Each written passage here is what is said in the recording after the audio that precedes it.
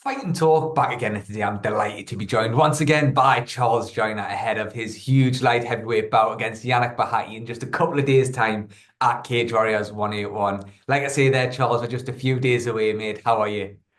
Yeah, good, good. Obviously, it's the 2 days away from weigh-in, so it's the old weight cut phase. But yeah, I'm feeling good, excited for it. I think it's I reckon it's the biggest Cage Warriors card of the year, and I think Newcastle's the best venue and the best crowd. So yeah, it's going to be good. I mean, you've certainly made a splash since you signed with Cage Warriors, but in terms of a fight, for me, I think this is the biggest fight you've had thus far in your MMA career. Just what's your thoughts on this Yannick Bahati bout? Yeah, I think you're right. I think in terms of name value, it's the biggest name. Like he's fought world class people. He's fought Melvin Manhoff. He's fought Dricus Duplessis. He's fought Luke Trainer. He's fought others as well. He's a former BAMA world champion, a former EFC world champion. So, and he's been around for years. He's had triple the amount of professional MMA fights that I've had. So, yeah, it's a massive fight for me. But I think it's the type of fight that I need to just show people who I really am. And it's one of those fights, I think people think I'm a prospect and I'm heading in the right direction, but I think the people that I beat, there's probably still some questions as to whether, when you take the step to the next level. Like I know I can take the step to the next level because the people I beat in my kickboxing career have been world class, but it's time to show the MMA world with this fight. I think I might have seen you two train together as well. Is that right? Yeah, so when I was at Four Corners, with Justin and Jack Grant as well. He used to come and stay in the dorm sometimes. So we've done a bit of training together. What was that sort of like then when the name was put to you? Was there any hesitation then to take it, or was it one of them where you weren't like stable mates as it would be? You have just trained the odd time together. So like I definitely think of Yannick as like a friend. It's and we've always been like supportive of each other and like got on well. And it was just one of those, like we probably haven't trained together for over 2 years. I was initially offered um the French guy Nel Ariano, and we said yes to him. And they said if he doesn't accept, we've got Yannick Bahati as well. And we just said, look, that's a good fight as well. We'll accept that as well. And then they just came back and said, oh, it's going to be Yannick. So we just said, well, like it's not, if they're offering me like Justin Burlinson, then it's like a different story. Do you know what I mean? That's like one of my best mates. It's it's a sort of, I feel like Yannick's a friend of mine, but we're both in the same division, in the same organization. Like you can't really turn these people down, and I think it's like a good fight for me. And so it was a bit like I've never been in this position where I've fought someone that I've trained with before, but there's potential that it will happen again, and it's you can't sort of stall your career just based on those little things. It's just business in the end. That was just what I was going to ask. How easy is it then to switch off and just go, look, it is just business. Yes, I've trained with him before, but at the end of the day, if it's going to happen, it's going to happen. Yeah, exactly. It's I think it's pretty easy to switch it off. I think especially when you're in there, it's like I'm not like he's going to be trying to win. I'm going to be trying to win. I'm not going to be thinking, oh, I like Yannick. Like it's I'm in there to like you're fighting for your life when you're in there. Like there's no two ways about it. So and that's how I approach it. So that doesn't switch off. And yeah, it's just business, and it's just a stepping stone onto bigger things for me.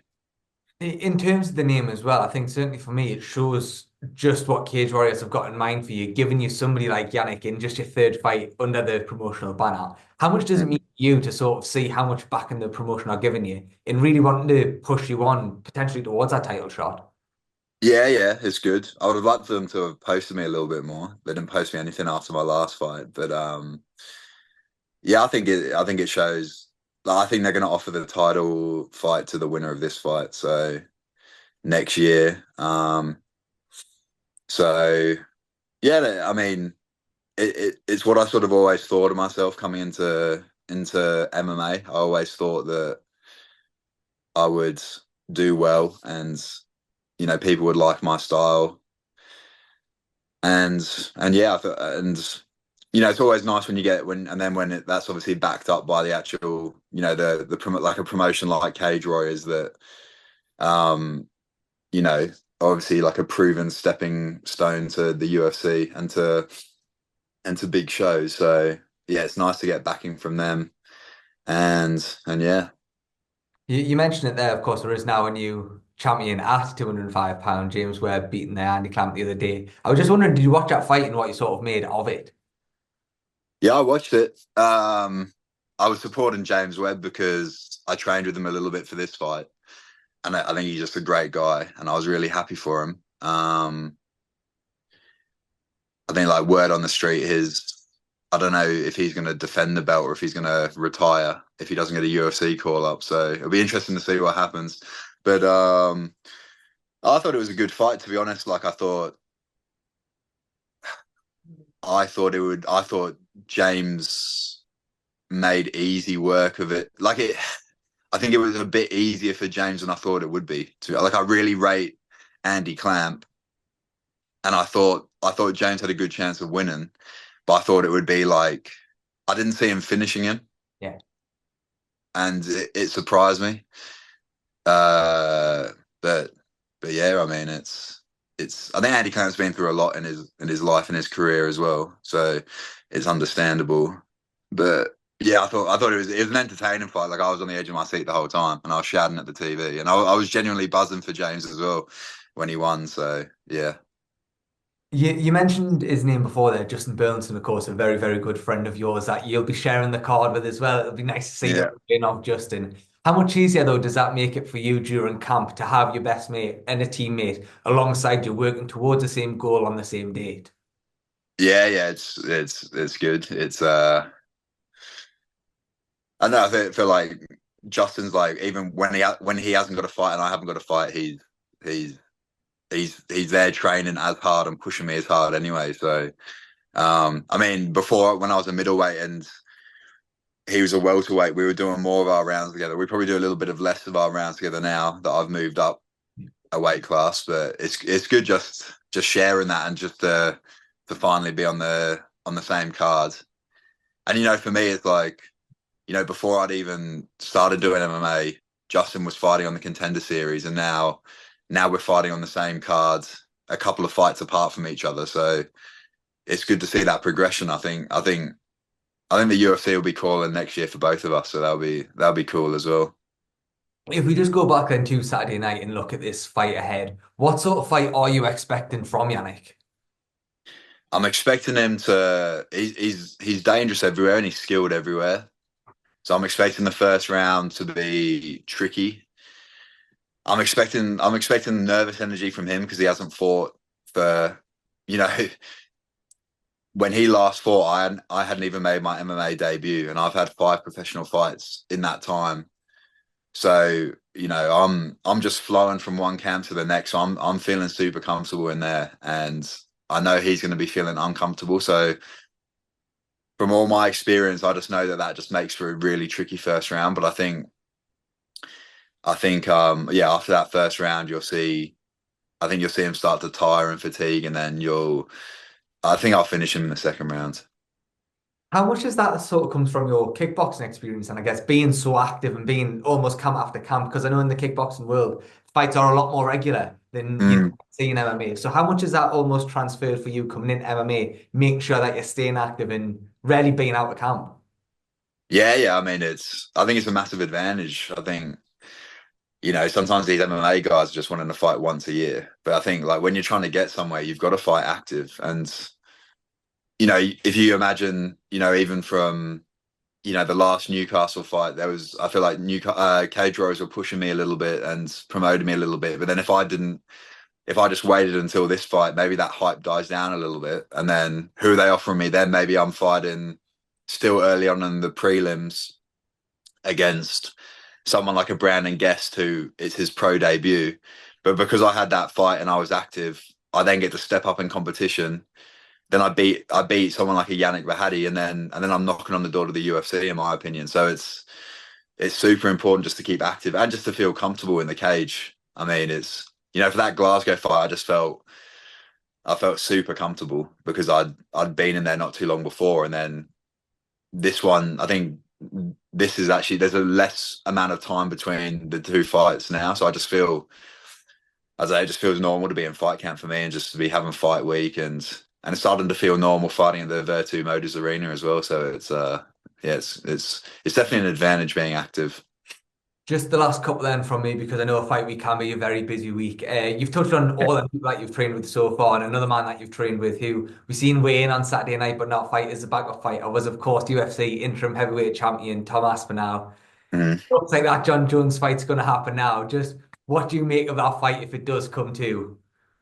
Oh, it's that'll be massive. I think Tom's done an unbelievable job of getting people interested in that and just making it impossible for John Jones to deny it. But I also think that I think John's playing a very smart game where he's he's making people think that he doesn't want the fight and he's openly saying that. But I think he's just negotiating. I think he's just negotiating with the UFC, but in public and just driving the price of the fight up. So I think it'll be a massive payday for both of them, and I think they're both playing their sides perfectly. Um, but yeah, I think it's a tricky fight for both of them. I mean, I think Tom's got the speed and the explosiveness and the power and the youth, but John's just his fight IQ is just unbelievable, and he's. I mean, his last couple of fights at light heavyweight were pretty like disappointing, pretty lackluster. But he's come into heavyweight just looking unbelievable. So yeah, it's a great fight. I think Tom can get it done. He just seems to be able to just his speed is just unmatched. Like and sparring with him, anyone that's sparred with him as well, he just it's just weird. It's for a man that size to be that quick. But if anyone can deal with it, it's John Jones. But I think I'd say it's probably stacked in Tom's favor. But it'll be interesting either way. Last one then, back to yourself. Come Saturday night, what's looking like it's going to be a sold out Virtue Motors Arena. What can the fans inside there expect from yourself? I think just more evidence that you know who I say I am and who I think I am, and that I'm heading to these big shows and I'm heading to big titles. So, and I think it'll be exciting as well. I think it will, especially with I think I'm the last fight on the prelim, so I think the crowd will be fully in effect by then, and I just think it's going to be an awesome atmosphere, and I'm just going to put on a clinic and just I think a lot of people think I'm going to beat him anyway. I had a look at the topology thing, and it was like the voting was like 95% to me, which I was pretty surprised with. I was like, considering he's still a veteran, he's got a lot of experience, but yeah, I think it's just another vintage performance. Perfect. Charles, thank you so much for your time. All the best on Saturday, and no doubt we'll catch up after the fight. Sounds good. Perfect. Thank you, mate. Cheers. Cheers, mate.